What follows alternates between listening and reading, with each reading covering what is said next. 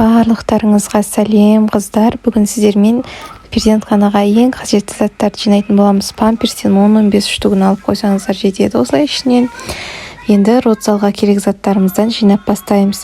Осындай жайықтардың 4-5 штугын жақсылап жуып, үтіктеп дайындап қоясыздар. Ересектерге арналған памперс 2 штук, пленка 2 штук жетеді. Және бір ретке арналған келетін осындай сорочка алыңыздар. Осылар родзалға кетеді. Барлығы қағаз сүлгілер осындай 2 үлкен бумасы.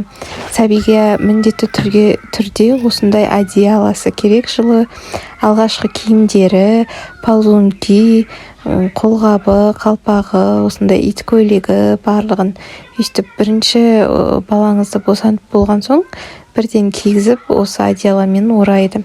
Енді сосын палатаға шыққан соң сіздерге қажетті заттар, артық көп заттарды алып керек емес. Ең қажетті заттарды жазып кетем. Осындай урологический прокладки, фланж салфетка, жайлықтың да 2-3 жетеді. Және осындай пинетки, бас киім, қалпақ, өздеріңізге ыңғайлы етіп көп қылмай алып аласыздар. Алғашқы киімдері өзіңізге ыңғайластырып, қыз ба бала ма соған қарай аласыздар. Осылай пар-парымен, жұп-жұбымен алдым. 2 маешка алдым, 1 боди алдым.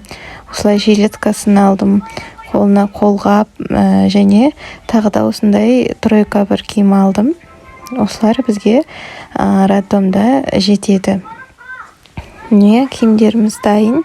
Сосын көкірекке арналған прокладки, урологический тағы прокладкилер, соска, бутылкасы, видеода көрініп тұрған нәрселердің бәрін аласыздар. Астына описанияға тізімін жазып кетемін. Мен бұл жерде тапочка, өзіңізге арналған киімдеріңіз, пижаманың 2-3-4 алып алсаңыздар да болады. Артықты етпейді, ыңғайлы болу керек. 3 штугы да жетіп қалады. Тым көп те алып керек емес, өйткені тек 3 күннен кейін роддомнан сіздер шығасыздар. Артық заттың бәрін көтеріп барудың қажеті жоқ. Не, осылай барлығын дайындап қойыңыздар. Іш киімдеріңіз, өзіңізге қажетті сосын документтеріңіз. Мен сіздерге бұл жерде барлығын толық көрсеткен жоқпын. Менде 37 апта, сондықтан астына тізімге қалдырып кетемін тағы да. Сіздерге бір пайдасы тисе қуаныштымын. Каналға тіркеліп қойды ұмытпаңыздар. Барлықтарыңызға сәттілік.